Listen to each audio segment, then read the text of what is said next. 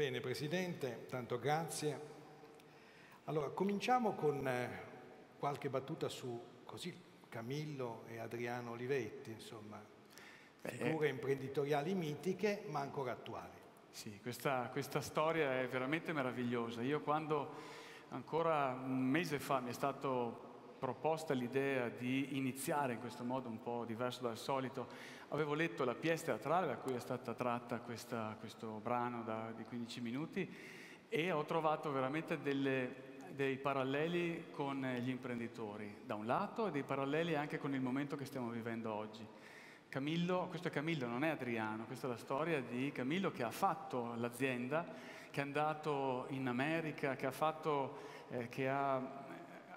le macchine da scrivere quando invece ad Ivrea si faceva tutt'altro. Ma lui aveva questa idea in testa, è andato appena trentenne in America, ma poi è tornato effettivamente ad Ivrea, è tornato dalla sua famiglia, nella sua gente, è tornato nelle sue radici e lui pensava, progettava, si chiudeva nelle stanze a disegnare questa nuova macchina che era andata in America dove già la facevano e ha osato veramente in un territorio dove non si facevano queste cose e ha fatto la sua macchina da scrivere. L'altro parallelo che ho visto è lui lavora a fine dell'Ottocento e poi la sua azienda la sviluppa tra le due guerre, quindi in un periodo veramente complicato. Noi oggi viviamo un periodo molto complicato, un periodo in cui i paradigmi insomma, non sono più quelli e quindi lui è riuscito a fare questa grandissima azienda e poi a passarla al figlio, che è quello che facciamo tutti quanti noi imprenditori oggi. Quindi dei paralleli fra lui e noi imprenditori e mi lasci dire anche un parallelo anche con lei, un piccolo omaggio perché nel suo libro lei dice rimpiango il ticchettio della macchina da scrivere, ecco qua una storia per lei. La ringrazio della citazione, anche se dobbiamo dire naturalmente che l'Olivetti è anche una storia di un'occasione perduta, insomma, perché ovviamente poi dopo quel patrimonio si è disperso. Veniamo all'economia italiana, veniamo all'economia veronese. C'è questa ripresa, è così forte? Lei pensa che, insomma, anzi che corriamo forse persino il rischio di poterla disperdere? Insomma, ecco, dal suo punto di vista, a che punto siamo? Ma oggi, diciamo, il problema grosso dell'economia italiana, più forse in generale, è proprio quello della bassa produttività. Oggi siamo nel 2017, il PIL italiano del 2016 è esattamente uguale a quello del 2000, quindi sono passati 16 anni e abbiamo sostanzialmente perso tutti questi anni. La produttività, anche questa, è rimasta costante, addirittura nel periodo che va dal 2008, quando è iniziata l'ultima crisi, fino al 2013 è scesa. Quindi questo problema di bassa produttività non è un problema contingente di adesso che deriva dalla crisi, è un problema che ci portiamo avanti da tanti anni, Non è solo un problema delle aziende, ma è un problema anche di un paese pesante che rende difficile alle aziende riuscire a esprimersi, ad investire, a trovare nuove vie di sviluppo. La Banca d'Italia nell'ultima relazione stima che per far partire un'azienda in Italia servono circa 4 mesi e dice se riuscissimo a dimezzare questo tempo avremo un aumento di produttività di circa il 4% che si tradurrebbe poi in un aumento del PIL di quasi il 2%. Ecco, io questo lo capisco molto perché noi lavoriamo da anni con l'India. Io in India, ecco, l'unico paese più burocratizzato, più difficilissimo in cui lavorare, per aprire un conto corrente ci ho messo 3 mesi di moduli che andavano avanti e indietro per l'India e in quei 3 mesi avrei potuto vendere di più, produrre di più, dare dal lavoro, studiare il prodotto e invece sono stato fermo a cercare di ottenere delle autorizzazioni. È vero anche che il Fondo Monetario ha stimato in crescita il PIL italiano, doveva essere 0,8, poi 1,2, 1,3. Sì, poi ci ha abbassato nel 2018. Poi ci ha abbassato. Però il concetto secondo me è, oggi siamo in un'opportunità. Abbiamo da un lato la ripresa, dall'altro i bassi tassi di interesse, ancora il quantitative easing, anche se sta un po' diminuendo, tiene ancora bassi tassi di interesse, che con un debito pubblico così elevato è importante. devo dire che questa è un'opportunità da cogliere. Ecco. Senta, Industria 4.0 certamente è un passo decisivo, importante. Se guardiamo all'economia veronese dobbiamo essere ottimisti. Insomma. Gli imprenditori sono pronti, gli investimenti crescono oppure ci sono delle criticità che vanno affrontate con decisione? Noi siamo, l'economia veronese, diciamo in questo momento il governo, dopo direi 40 anni di mancanza di politica industriale, ha finalmente recuperato la politica industriale. Adesso abbiamo fatto con una visione, diciamo, con una visione che ci porta ad investire in Industria 4.0, riusciamo a riprendere quei ritardi strutturali che abbiamo perso in questi 20 anni di cui parlavamo prima. Sono ritardi in special modo il gap tecnologico che abbiamo con i paesi che stanno nel resto d'Europa, il capitale umano sul quale dobbiamo riprendere ad investire, perché effettivamente se noi investiamo nelle nuove tecnologie ci serve il capitale umano che sia capace di gestire queste tecnologie. Dobbiamo riprendere e riabbassare tutti i costi impropri che abbiamo sul lavoro nelle nostre aziende e avere meno Stato nelle aziende.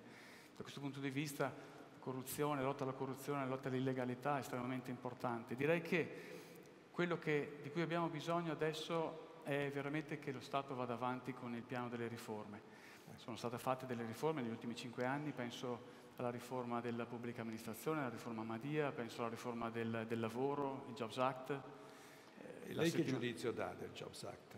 Ha funzionato come voi speravate funzionasse oppure no? Il Jobs Act ha fatto ripartire, ha creato nuovi posti di lavoro. Noi vediamo che le aziende stanno effettivamente assumendo. Poi io penso che la riforma in sé non solo sia l'inizio, cioè la riforma crea dei cambiamenti, ma è in special modo l'inizio di un periodo di riforme, perché noi che vediamo attuarsi le riforme ci aspettiamo che ci siano riforme. Noi sentiamo che il governo ha iniziato un periodo di riforme. Allora lei mi dice, che riforme vorrebbe dal governo? Dove dovrebbe indirizzare le riforme? Io credo essenzialmente nel mondo degli investimenti, tutto ciò che crea investimenti e tutto ciò che migliora la concorrenza. Quindi una conferma dei superammortamenti, diciamo degli ammortamenti anticipati che comunque hanno dato risultati apprezzabili. Insomma. Assolutamente, sì. Dal punto di vista degli investimenti, la vostra zona che tipo di numeri ha? Noi abbiamo fatto... allora, Verona come città è una città che occupa circa il 30% dei dipendenti nell'industria. E dall'industria ne deriva il 40% del valore aggiunto, dall'industria e dall'indotto, il 40% del valore aggiunto. Quindi una riforma 4.0 che punta sugli investimenti, che sono la vera chiave per far crescere l'azienda, e sugli investimenti mirati negli investimenti sulle nuove tecnologie, sono riforme che aiutano le aziende a crescere. Noi abbiamo stimato, abbiamo fatto un'analisi proprio in questi giorni, molto velocemente, per avere dei dati di cui poter parlare oggi, ma in 4 giorni ci hanno risposto aziende che hanno fatto in quest'anno un totale di circa 3 miliardi di investimenti. Quindi vuol dire che questa riforma qualche cosa sta muovendo. Che sono un dato che non avevate registrato negli anni precedenti, no? No, è un dato... Cioè, ci riporta più o meno a periodi precedenti alla crisi finanziaria del 2008. È un dato, diciamo, che fa ripartire. Poi bisogna stare sempre molto cauti, sì. non bisogna... L'altra cosa su cui bisogna investire, dicevamo, investimenti in macchinari e investimenti in capitale umano. Il capitale umano sono investimenti più complessi, perché l'azienda non può fare il calcolo del ritorno dell'investimento. Compro l'impianto e ho un semplice calcolo del ritorno dell'investimento. Nel capitale umano invece deve esserci alle spalle una strategia di lungo periodo che E voi riuscite ad attrarre talenti, nel senso che l'esodo di talenti qualificati dal veronese è più rallentato rispetto a quello di altre zone d'Italia, insomma. Cioè, come investite in questo capitale umano? Siamo, da questo punto di vista, devo dire, un'oasi felice o, diciamo, una struttura, un territorio che ha lavorato molto bene nel passato. Vede, a Verona ci sono, anche per la sua posizione geografica, abbiamo delle caratteristiche particolari. Abbiamo diciamo, siamo all'incrocio dei due... Siete un hub, insomma. Sì, no? siamo all'incrocio il corridoio nord-sud e est-ovest, per cui da sempre abbiamo avuto delle infrastrutture molto efficaci. Abbiamo una fiera, abbiamo un aeroporto, abbiamo un interporto che è il primo interporto merci d'Europa, ma poi abbiamo un territorio che è un mix di settori economici. Non abbiamo sempre investito in un unico settore, ma in tanti settori. Questo ha diversificato il rischio, ha fatto sì che Verona rispondesse ai periodi di crisi in maniera più solida. Abbiamo aziende mediamente più grandi del resto d'Italia e poi abbiamo molte multinazionali, ne abbiamo circa 90. Io ringrazio ogni giorno tutte le multinazionali che scelgono di venire a Verona a stabilire la propria azienda, perché la multinazionale, oltre che portare come si dice, attività, business e ricchezza, porta cultura manageriale, e quindi ricchezza culturale, che è quella ricchezza che fa sì che a Verona in effetti arrivino i talenti piuttosto che uscire. È logico che i risultati di queste caratteristiche veronesi sono che sono 15 trimestri che la città di Verona, la provincia di Verona, ha una produzione in crescita. 15 trimestri sono 3 anni e mezzo, cioè dal 2013 che a Verona cresce il valore aggiunto, la produzione. Se l'Italia avesse questi dati noi saremmo molto più tranquilli, anche il Presidente Boccia ovviamente sarebbe molto più felice di girare l'Italia. Certamente tenendo conto che voi avete un tasso di disoccupazione del 5,3%, se non sbaglio, che è molto vicino alla piena occupazione. Però dunque Verona è un'oasi felice, però ci sono dei problemi ovviamente. Che cosa manca? A Verona, sì, diciamo allora, Verona, siamo arrivati in un periodo, siamo arrivati alla fine di una campagna elettorale. Sì, poi ne parleremo. Perché se lei mi chiede cosa manca, vede, a Verona è vero che le cose vanno molto bene, è vero anche che certe aziende hanno subito la crisi, perché obiettivamente hanno subito la crisi. Se ci sono delle cose che mi preoccupano e che vanno affrontate in futuro sono sicuramente la questione dell'Europa, perché vede, l'Europa, abbiamo preso uno scossone con la Brexit, però quello ha risvegliato, diciamo, l'animo un po' più europeo nostro, e allora ecco la vittoria di Macron. E poi dobbiamo affiancare agli investimenti privati gli investimenti pubblici, nel senso un po' keynesiano, di far crescere tutto quanto. Che sono quelli che sono mancati in questi ultimi anni, anche a Verona e anche in Veneto. Assolutamente. Noi abbiamo un debito pubblico elevato, è la spesa pubblica che è quella spesa negativa. L'investimento invece ha una visione di lungo periodo, per cui investire è vero che va ad appesantire il nostro debito, ma crea le condizioni poi perché ci sia una ripresa economica. E poi sicuramente l'apertura, io penso all'apertura internazionale della città e dell'Italia, logicamente. Ecco, voi esportate molto, avete bisogno dell'Europa, siete un'economia aperta e naturalmente vi confrontate anche con delle forze politiche del territorio che a volte dicono, beh, insomma, l'Europa dobbiamo ricontrattare tutta una serie di cose, forse l'euro va ripensato. Ecco, qualche volta li sollecitate questi, diciamo, vostri corrispondenti locali che hanno posizioni nazionali così dure, c'è una dialettica con loro? Sì, noi parliamo costantemente con le forze politiche locali. Io devo dire, come dicevamo prima, siamo arrivati alla settimana conclusiva, domenica finalmente, devo dire, ci sono le elezioni, cioè il secondo turno per l'elezione del sindaco, e io al sindaco, vede, vedo un parallelo con l'imprenditore. Al sindaco o alla sindaca. Al sindaco o alla sindaca, sì, io parlavo in termini generali, perché dopo... Sì.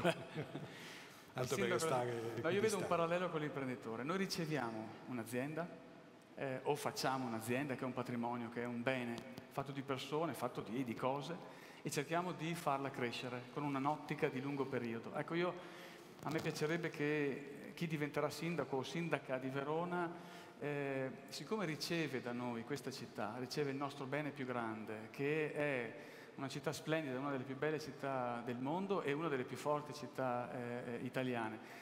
A me piacerebbe che il sindaco prendesse in carico questa città con un'ottica strategica di lungo periodo e quindi guardasse la città per quello che è, una città di buonsenso, una città di valore, aumentasse il valore di questa città, troppo spesso lasciata a manifestazioni che per carità riempiono la città ma non di valore, e vorrei che quindi questa si concentrasse sulla strategia di lungo periodo e poi magari mettesse le competenze nei punti chiave della città. Il sindaco un po' come Questo secondo lei è mancato negli ultimi tempi? Cioè questa ricerca delle competenze a servizio della città oppure no? C'è una continuità che può essere garantita? Le competenze in passato abbiamo visto alcune nostre grandi forze, punti di forza della città andare non bene per colpa delle competenze. Io quando dico mettere competenze, fare una strategia, penso anche ad una politica in generale, non solo a Verona, anche a livello nazionale, ad una politica del fare e del costruire.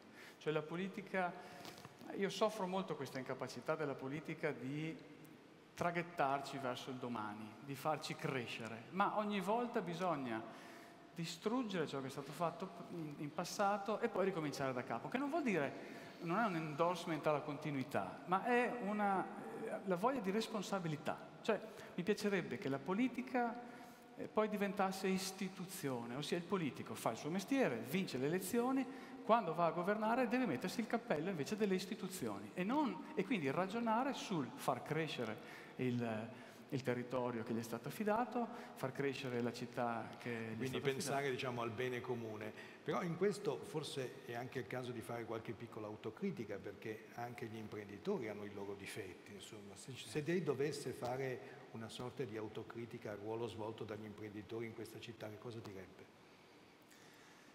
L'imprenditore è una persona molto forte per sua natura, perché se riesce a costruire, vuol dire che va contro mille problematiche, ha la sua visione, riesce a strutturare un progetto e poi osando, come dicevamo, fa. Questo fa sì che l'imprenditore abbia un carattere molto forte. Arrivato ad un certo punto, l'imprenditore deve fidarsi delle persone che stanno con lui e deve creare un'organizzazione di persone forti, perché sono le persone poi che fanno le cose. Camillo Olivetti non c'era nella pièce che abbiamo sentito, però nella parte più lunga c'è una parte molto, molto bella di Camillo Olivetti. Lui più o meno ogni 3 mesi che cosa faceva? Lui radunava tutti quanti i suoi dipendenti nel cortile della fabbrica, metteva una cassetta, ci si metteva sopra e spiegava a tutti i dipendenti che cosa stava facendo l'azienda, quali sono i problemi, quali erano i suoi sogni, le sue aspettative, e in questo modo creava un gruppo di persone affezionate all'azienda e creava un'azienda forte e in questo modo attirava le competenze all'interno dell'azienda. Poi è vero, Giulio ce l'aveva con gli ingegneri, però lui attirava le competenze all'interno dell'azienda e questo è quello che deve fare l'imprenditore, deve capire che deve attorniarsi di persone capaci. Tra l'altro ovviamente suscitare entusiasmo, mettere insieme le competenze, integrare, perché poi le aziende integrano, cioè le aziende, non solo quelle del vostro territorio, hanno bisogno di immigrati di qualità e naturalmente questo qualche volta crea dei problemi a livello sociale, insomma. Ecco, su questo tema voi avete dato un contributo di idee, di proposte, insomma, per far crescere il territorio e per aumentare l'occupazione. Sì, noi abbiamo Abbiamo lavorato per progetti, qua negli anni abbiamo creato veramente tanti progetti e abbiamo il mio programma, fra l'altro, che abbiamo già iniziato a sviluppare, diciamo da un punto di vista della finanza, abbiamo cercato proprio di aiutare le aziende a creare quelle competenze, quelle capacità manageriali che sono necessarie oggi nel mondo di oggi. Quindi vogliamo spostare le aziende, avvicinarle sempre più a quel mondo di elite, di borsa valori, dove le aziende vedono le migliori, le best practice, come si dice, internazionali in termini di governance. E lì ci sono le competenze, lì c'è la crescita manageriale, c'è la crescita della governance aziendale. Poi abbiamo lavorato molto sulle aggregazioni di aziende, perché si dice sempre l'azienda deve essere grande e deve essere piccola. Secondo me l'azienda deve essere a dimensioni dell'imprenditore, cioè c'è l'imprenditore che vuole l'azienda grande e va bene che sia grande, e c'è l'imprenditore che invece si trova bene con l'azienda piccola ed è giusto che stia in un'azienda piccola. L'azienda piccola ovviamente ha poi delle difficoltà maggiori di quella grande ad entrare in determinati mercati, penso all'estero ad esempio. Allora noi da sempre abbiamo aiutato le aziende a raggrupparsi, prima con i distretti produttivi, poi con le aggregazioni, poi con le reti. Abbiamo fatto 16 reti di imprese, adesso abbiamo fatto le RIR, ne abbiamo fatto 2, quindi abbiamo sempre aiutato le aggregazioni. Poi un'altra cosa sulla quale stiamo lavorando molto è, da un punto di vista della fiscalità, cerchiamo di abbassare il cuneo fiscale, la grande problematica delle nostre aziende, tramite lo strumento del welfare. Abbiamo nel sito di Confindustria Verona abbiamo un'applicazione in cui le aziende possono andare e scegliere tra tutti i benefit, molti più benefit di quanti ogni singola azienda potrebbe fare. Questo sono alcuni dei tanti servizi che Confindustria Verona offre ai propri associati. Assolutamente, assolutamente. Quindi... Diciamo, l'obiettivo è quello di avere una strategia di lungo periodo e in questo senso c'è un progetto al quale tengo molto, che è un progetto che vorrei avesse un respiro molto più di lungo periodo, ed è quello, dicevamo prima, della posizione geografica di Verona all'incrocio dei due corridoi. Verona ha un punto di forza nella logistica. Mi piacerebbe portare a Verona un hub. Oggi in Industria 4.0 ci sono questi Digital Innovation Hub che devono aiutare le aziende nel lungo periodo, assieme ai Competence Center, a capire quanto sono moderne dal punto di vista delle tecnologie e dove possono migliorarsi. Vorremmo portare a Verona competenze, assieme a degli altri enti veronesi che sono già molto, hanno voglia di investire in questo, competenze in materia di logistica per aiutare le aziende, per far sì che Verona diventi un po' un centro. Se possiamo dire, la sua grande visione come Confindustria Verona, come presidenza, è quella insomma di valorizzare l'hub Verona e farlo ancora più protagonista delle nuove vie di comunicazione. Insomma, abbiamo letto in questi giorni della nuova via della Seta, delle nuove, diciamo, insomma, questi flussi che arriveranno verso l'Europa non possono prescindere da un hub fondamentale come Verona, e questa, diciamo, è la visione, anche, diciamo, è l'ambizione che tutto il mondo veronese, ma poi anche l'economia italiana può coltivare in questi anni. A me affascina molto la via della seta, che nasce forse anche dal fatto che la Cina era stata lasciata fuori dal TTIP, quello tra il commercio all'interno del Pacifico. La Cina cosa ha detto? Io voglio investire, chi dice 3, chi dice 4, chi dice 5 mila miliardi di dollari per creare due corridoi per trasportare le merci dall'Oriente all'Europa. Uno passa per la terra e arriverà quindi in Europa tramite penso l'Ucraina, un altro passa invece per la via di mare, passa dal canale di Suez e dovrà arrivare a qualche porto. Ora c'è il Pireo, che è un porto cinese ormai, ma il primo ministro Gentiloni era fra i 29 primi ministri che hanno discusso di questo progetto. Ha detto: l'Italia ci sarà. Ebbene, l'Italia potrebbe essere, è votata perché è in mezzo al Mediterraneo, ad essere il punto d'arrivo di tutte queste merci che transitano dall'Oriente all'Europa, che valgono, il commercio fra tutti i paesi interessati vale 3.000 miliardi di dollari. L'Italia e Verona è un polo logistico al centro di tutto questo grande flusso di Possiamo merci. pensare un po' in grande, naturalmente speriamo che le scelte di politica economica siano scelte che possano rafforzare la ripresa, che comunque c'è, e Verona ne è una testimonianza, e poi speriamo che il rischio politico non quello locale sul quale ovviamente non interveniamo, ma diciamo, il rischio politico di andare a nuove elezioni possa essere un rischio il più possibile affrontabile. Insomma. Ecco, ci sono tutte queste preoccupazioni che voi ovviamente avete nei confronti della politica, immagino. Vorremmo veramente una politica che costruisse, ecco, una politica che avesse questa visione di lungo periodo, sul quale costruire un pensiero strategico per sviluppare l'Italia. In questo si inserisce Industria 4.0. Io veramente devo ringraziare Enzo Boccia per tutto quello che fa, perché il governo ha veramente si è confrontato molto con Confindustria, Enzo Boccia, ma anche Giulio Pedrollo, che è il nostro vicepresidente veronese a Roma. Il governo deve andare in quest'ottica, quindi investire, aiutare le aziende con investimenti non a pioggia come quelli previsti da Industria 4.0, ma mirati, perché mirati da uno strumento fiscale che va a colpire tutte quelle aziende che vogliono investire nelle nuove tecnologie, qualsiasi tipologia di azienda. L'importante è che abbia le capacità, la lungimiranza di investire nelle nuove tecnologie, e quindi probabilmente saranno le aziende migliori che come al solito trascineranno tutte quante le altre aziende, e chissà che magari riusciremo veramente a tornare ai tempi di Olivetti. Senta, siamo in conclusione e naturalmente lei è fiducioso e ottimista, insomma, lei è un presidente giovane, io penso che da Verona possa anche derivare un messaggio di fiducia ai giovani, molti dei quali purtroppo lasciano il nostro paese perché non trovano delle possibilità di impiego. Ecco, voi avete molte start-up di giovani, immagino,